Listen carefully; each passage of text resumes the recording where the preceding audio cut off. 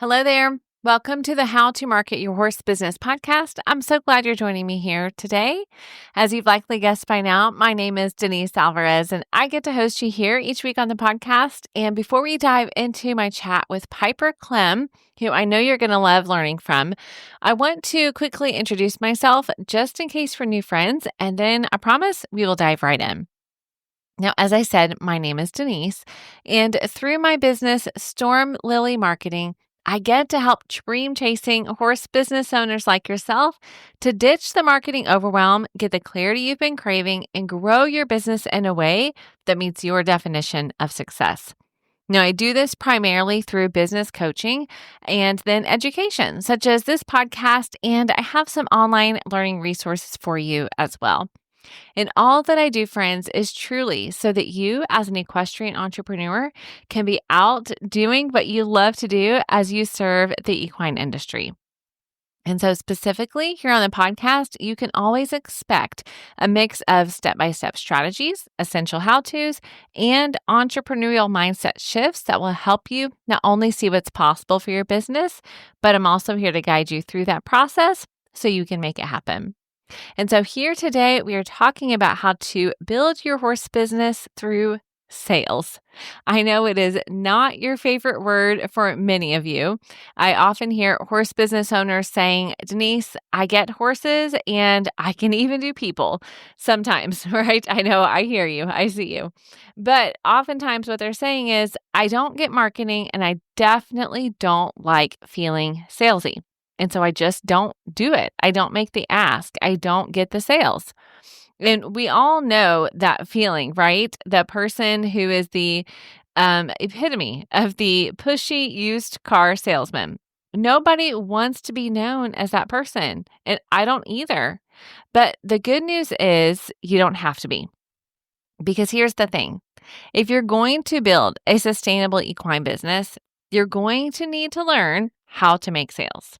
Without sales, where's your income? And without income, where's your profit?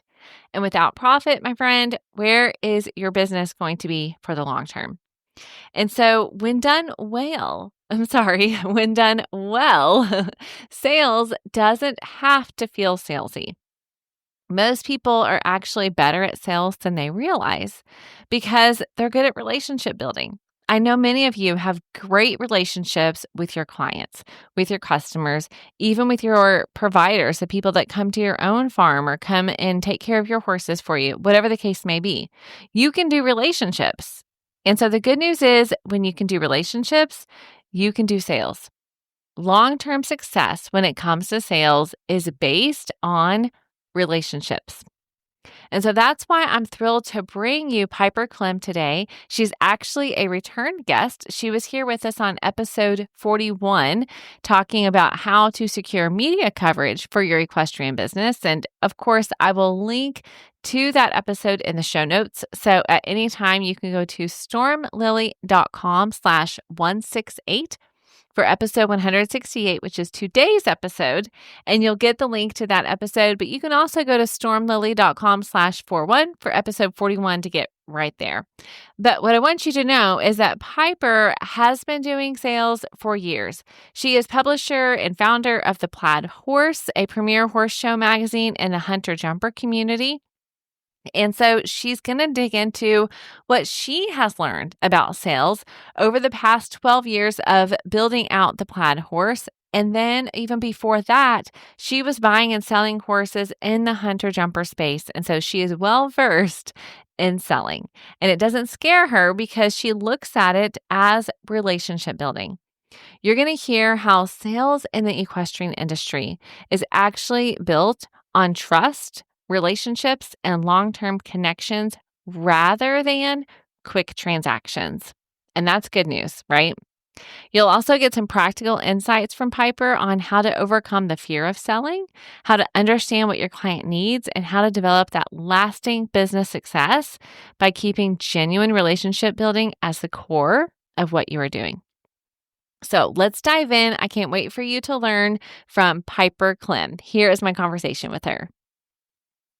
Okay, Piper, thanks so much for joining me again on the podcast. I so appreciate it. Thanks for having me.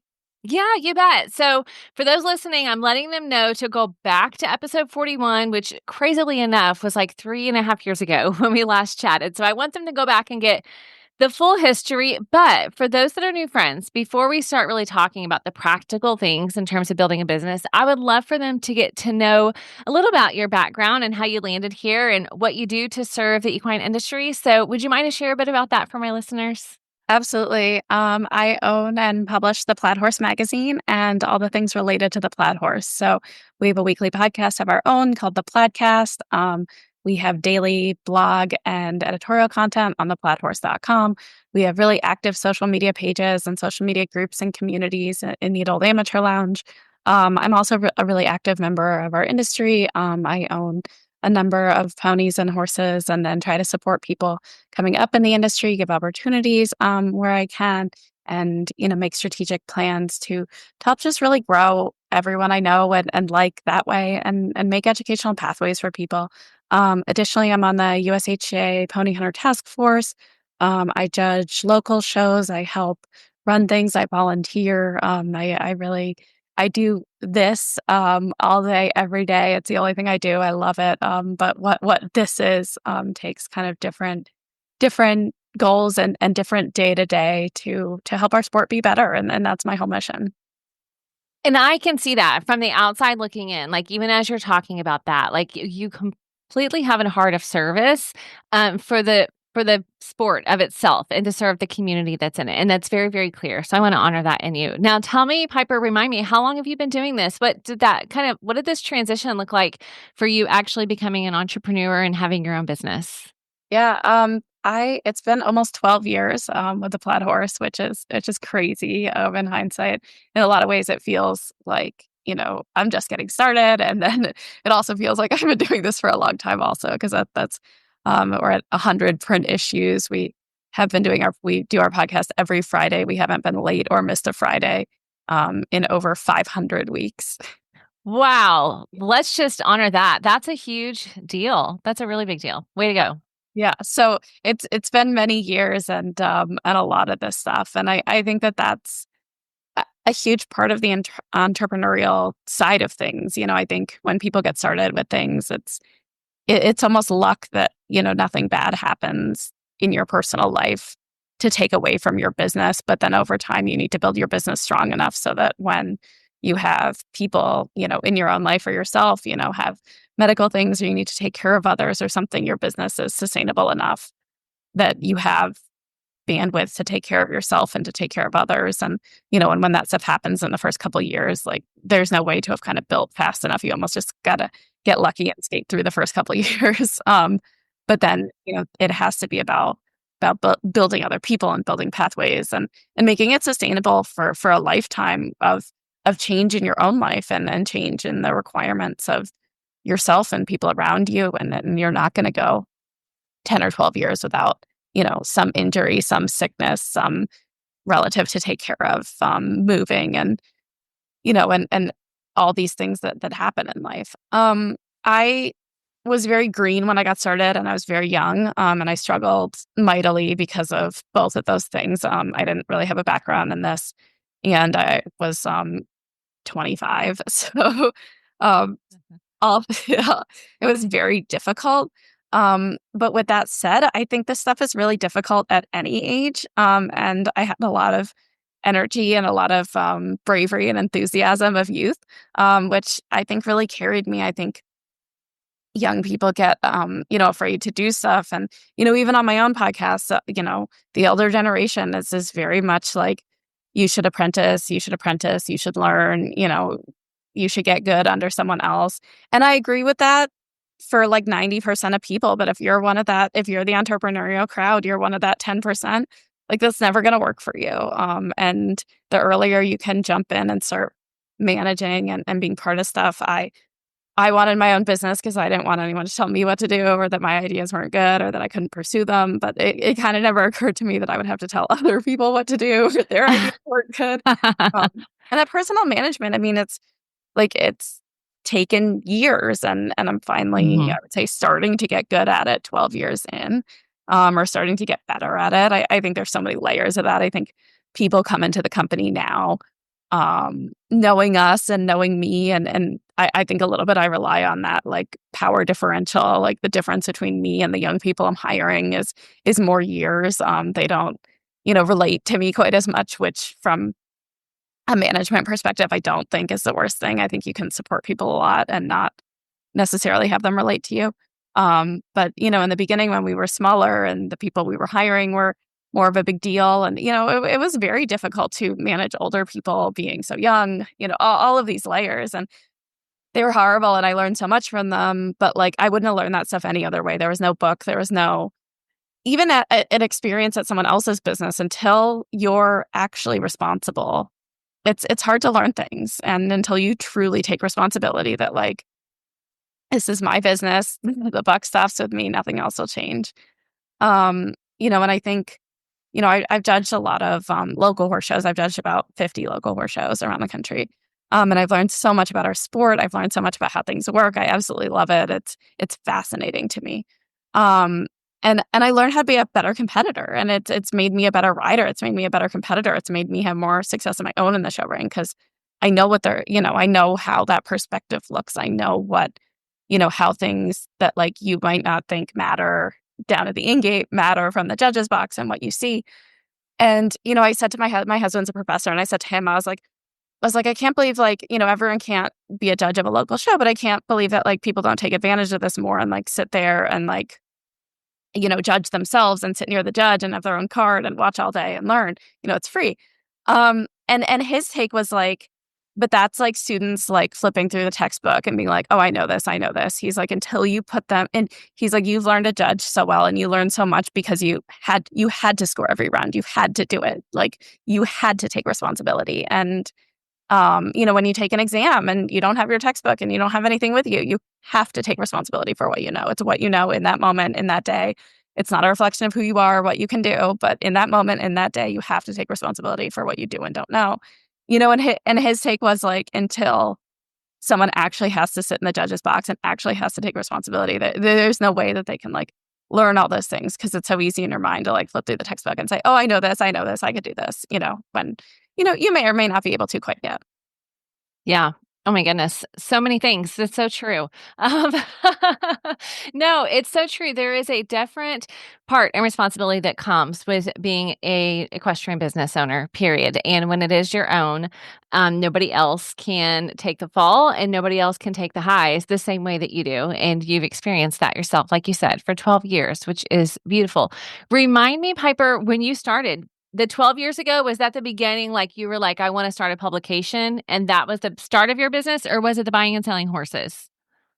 I've been doing the buying and selling horses for longer. I came out of grad school and I wanted to get back involved in the industry. And one of the things I noticed was that like a lot of the articles and a lot of things I wanted to read didn't exist. Like people weren't talking about, kind of the lower rings or people jumping lower jumps. They weren't talking about amateurs. They weren't talking about, plus size riders or diversity or, how we include more people as we grow. And it's so essential. I mean, our sport, so many people I interview on our podcast, like so many of them grew up and they lived geographically in an area that if like they happen to drive by barns, they happen to bike by barns on their way to school, they happen to be around farms. And so many of them are not from horse families and have accomplished great things in the sport, but they happen to see a horse, drive by a horse, have some sort of accessibility to a horse. And if we don't work on our inclusivity, like the world, the country, the way the country's shaped is working against us. Housing prices are larger than ever. More people live in cities and close suburbs than ever. People don't live near horses. If we don't actively orchestrate that an initial introduction for people, they're not going to find horses. They're not going to find our community in the way that we relied on kind of happenstance in previous generations. And those are the types of conversations I want to be involved in. How do we get more welcoming? I still to this day, when I go to a horse show I've never been before, I struggle because I don't feel welcome. I don't feel like there's signs that are welcoming at most horse shows. I don't feel like you're told where to park, and we're all like petrified of doing something wrong. Like I would never park somewhere I'm not allowed to park. But I've never been there before. There aren't really signs. And I'm like, oh, am I allowed to park here? Should I be going here? Like, and that's me. I go to like I've been to over 1,000 horse shows for the Plaid Horse. Like, and I'm still like pulling into new driveways and I'm like, ooh. And that's just like, that's stupid. We need to fix that. um, so like all of these things, so many layers, and I didn't see the conversations happening. And so I started pitching some articles to publications, and someone would make it in and someone would get huge reactions. But I would get going on a series and something would get like huge reaction, and then I'd want to write something else and I'd say this is important also, and they'd be like, no, it's not important. And like that was what really instigated me to want to do it on my own, because I was like, I think I have a pulse on the community. I think I know what's important. I think I know what people want to read. I think I know, you know, I see a direction of where I want all this to go. And I think being young, I have way more response. I'm going to be here for a really long time. I mean, even still, like at 37, I'm going to be here for a really long time. So I need things to be going in the right direction. And I think as people age and get into positions of power, they get more, conservative in their ideas, and they're, less in their willingness to take risk, and all these layers. And I totally appreciate all of that. And once you've built something bigger, I mean, now it's different conversations for me. Like we have, before we were fighting for respect and a seat at the table. And now we have to be more responsible, with what we publish, and understand the impact of it.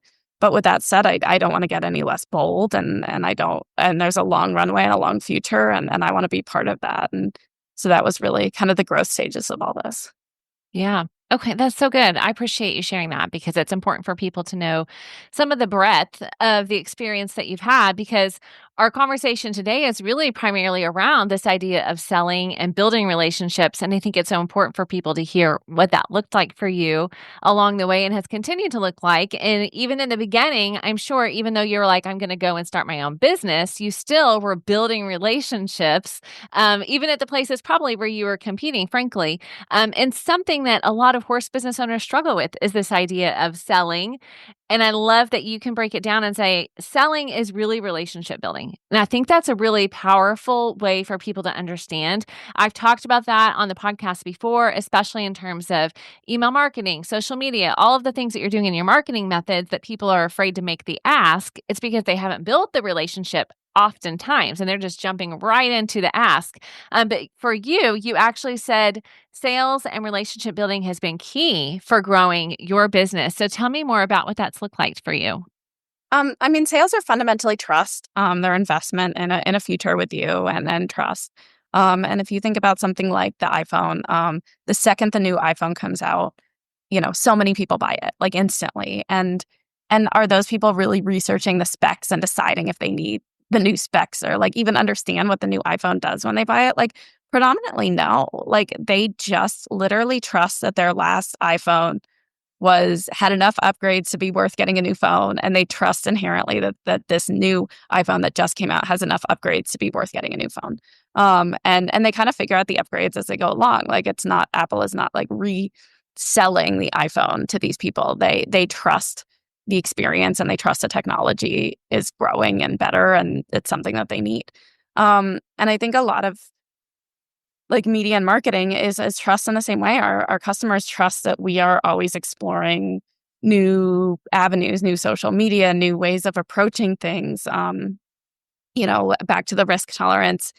We have companies more or less willing to take risks, and we cater to them, and they know that. They know the people who I have a customer who's been a customer for 11 years and has not taken really any risk with advertising, has done really, basic tried and true proven methods. And we just had dinner the other night, and he's like, okay, I'm ready. He's like, I've watched, your innovative ideas with other people. He's like, I haven't been in the position in my business to take risks.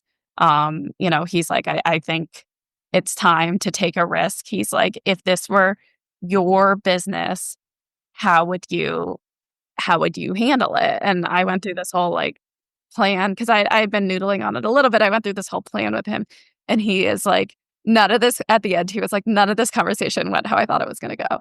And I was like, yeah, I mean, you asked for something innovative to someone who thinks about this all day, every day. Of course, you didn't think of it. You don't have the background for it.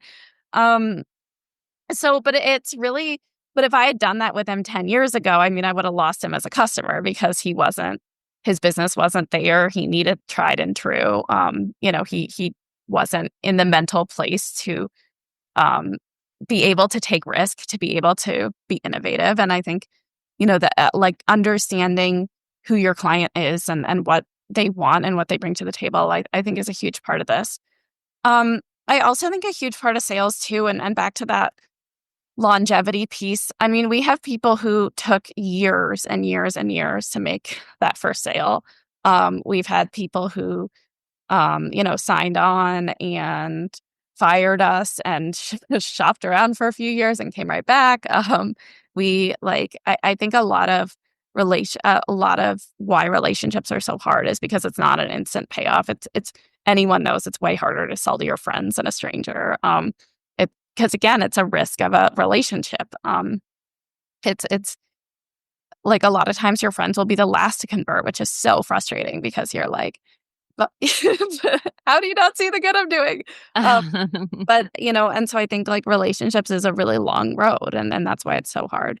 I also think sales are very hard on perfectionists, and I think society raises women to be perfectionists. We're really expected to be perfect at everything.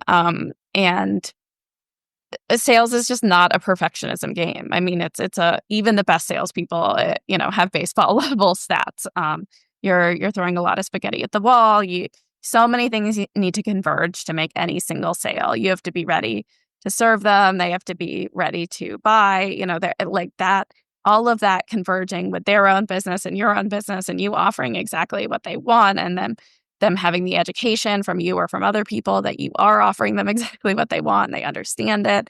A lot of it is throwing spaghetti at the wall and trying and trying and trying. And I think I see a lot of people, especially a lot of, women, get discouraged by the quantity of rejection. We're not trained on that, the amount of ghosting, the amount of having to call people and follow up and, and them avoiding you or them not being quite ready or, them almost worse, like them asking a million questions and getting super involved. Okay. I want you to hang out there for a second because I'm going to ask you a super practical thing when you talk about that, because we're talking about sales as relationship building. And then you're saying, but people say no all the time. So what's your advice to the person that takes that personally because they're trying to build a personal relationship with somebody and then they hear the no and they're like, I see that as a personal rejection.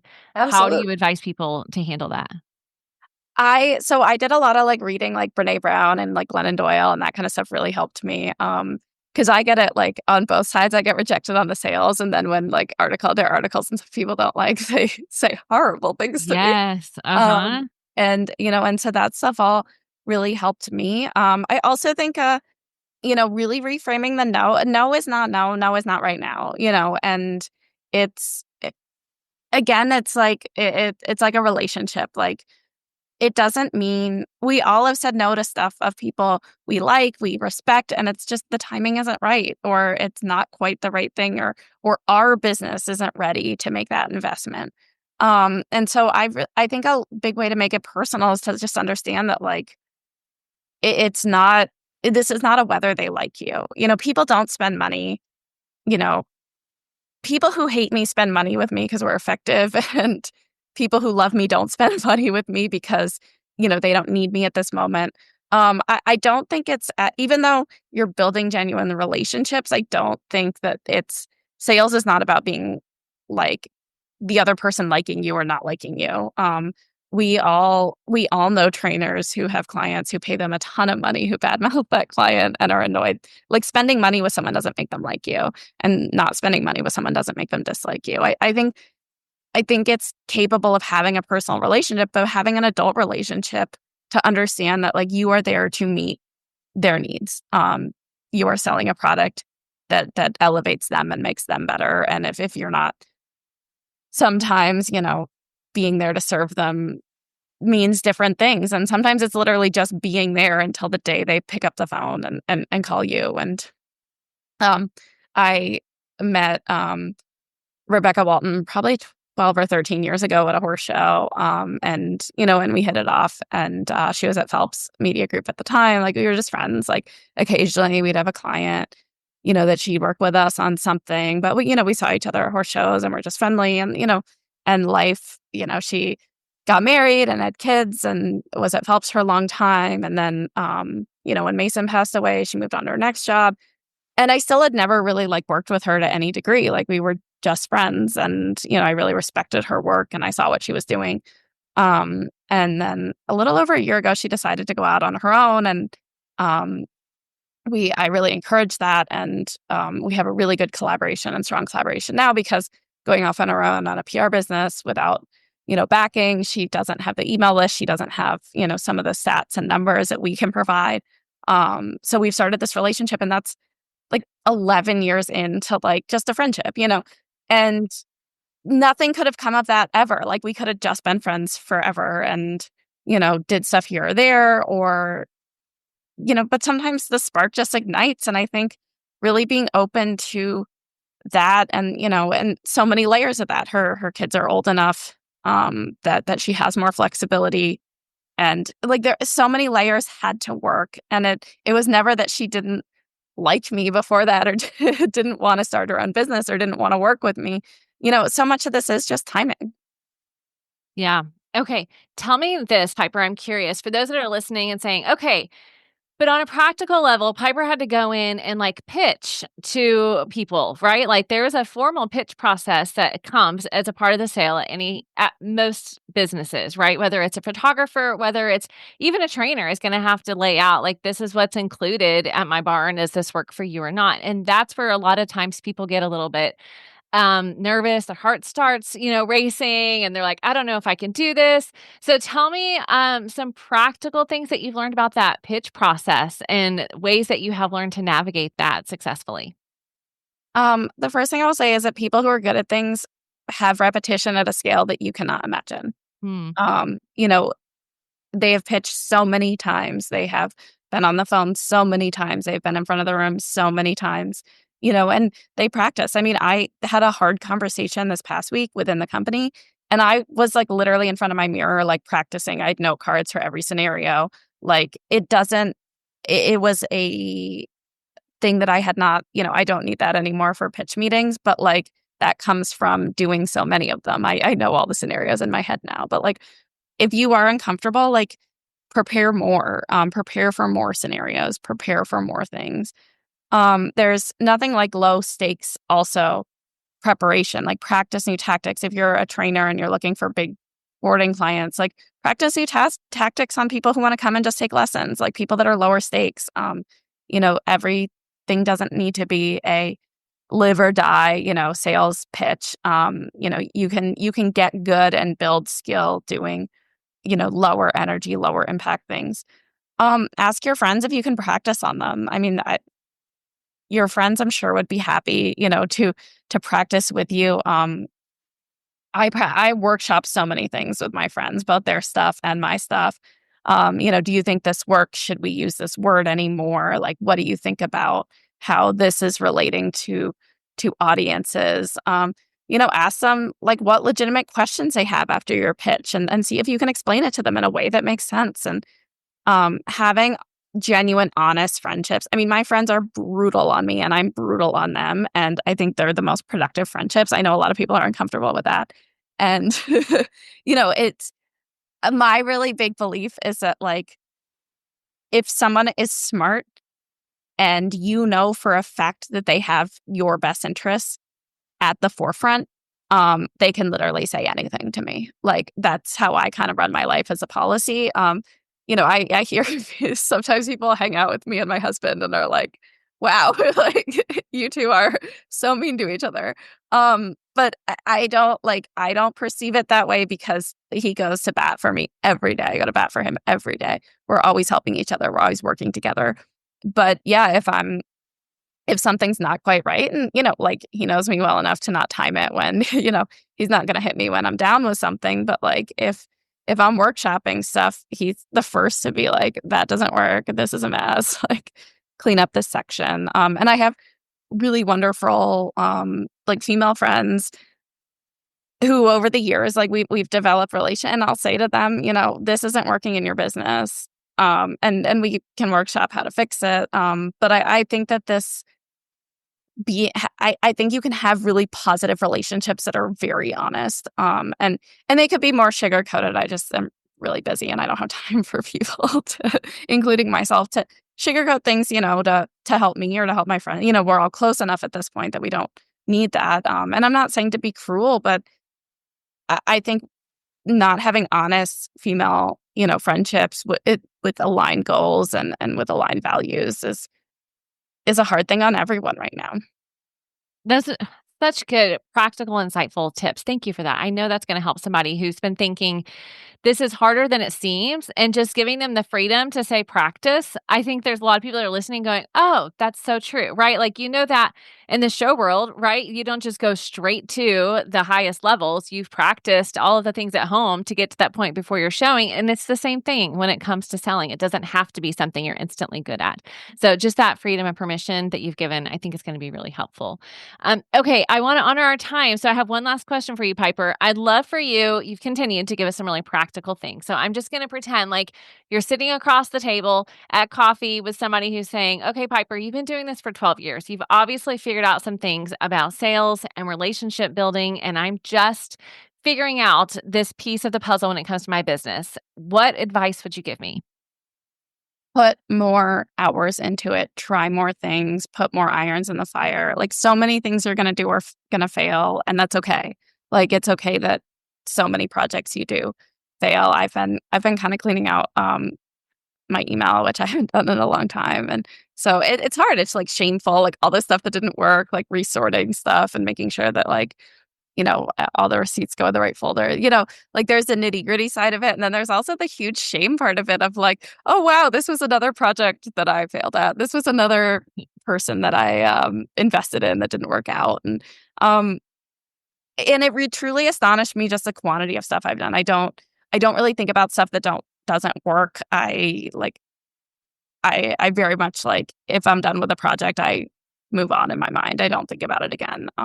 Whether I was successful or failed or closed the project for any reason, when a relationship doesn't work, I don't really think about the person at all anymore. Like, I'm very future focused. I spend all my time working on new relationships, growing the relationships that are working, trying new things. And I think the people you see as are successful, I don't think you can underestimate the quantity of things they've tried, people they've tried to have relationships with, times they've opened their door, times that things were just simply a waste of time. And I kind of come back to my friend Rebecca and her Cavaletti consulting example. Like, it could have been really easy for someone to objectively look at that and, say, oh, we wasted 10 years like being friends and hanging out and enjoying each other's company, but like, and helping each other with projects here or there. But like, what did either one of us really have to show for that? And it was nothing until it was something.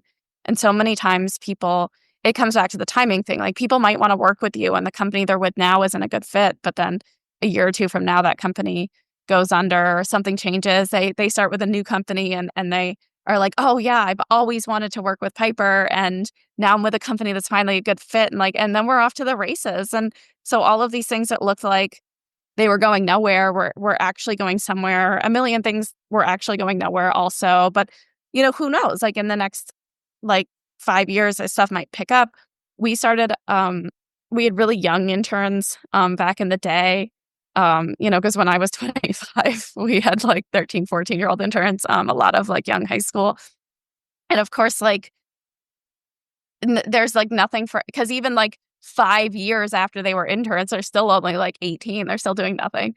And so then finally, now they're all in their first or second marketing jobs after all these years. And a lot of them were interns 10 years ago, 12 years ago. And some of them have started with their first real job with us. A lot of them have started with various agencies and worked with us. But that's a lot of things that didn't pay off for 10 years. And then all of a sudden, yeah. I would just say even in the last year, all of a sudden, all these young people who got a lot of opportunity working with us. But it was purely giving on our end and believing in education and believing in the future. A lot of them came back to us this year with marketing plans, with new companies. And and said, thank you for what you did for me when I was younger. I'm really excited to get to work with you as a colleague now. And I think people don't give things enough time to work out also. So try everything you possibly can, have every relationship, meet every person, make an effort. If you go, always say yes to going places. If you do go places, reach out to other people, make meetings, be proactive, ask for phone calls, ask to take people to coffee, ask to, I go to coffee with people interested in the magazine all the time. I have people over. Our dinner table seats 10, like everybody comes over for dinner. If people are in town for horse shows, they all come over for dinner. We have mix and match, like lots of people meet people at my house. Like being a connector is to me really valuable for the society we're in, because it allows people to come in and meet people they didn't know, have potential relationships they didn't know, and those relationships flourish without me. And sometimes I'm involved and sometimes I'm not. And as long as the people around me are successful, like that's what really matters. That's such a good ending, because that idea of what success is so important, right? In that conversation. Because if success was only that you scored a sale, then that would be very short-lived and it would be a temporary win. But when you have a long-term vision of what success looks like for yourself and then for your business, then it really does, it amplifies the ease that can happen in that sales and relationship building process. So I appreciate you ending on that, Piper. Thank you so much. What a gift.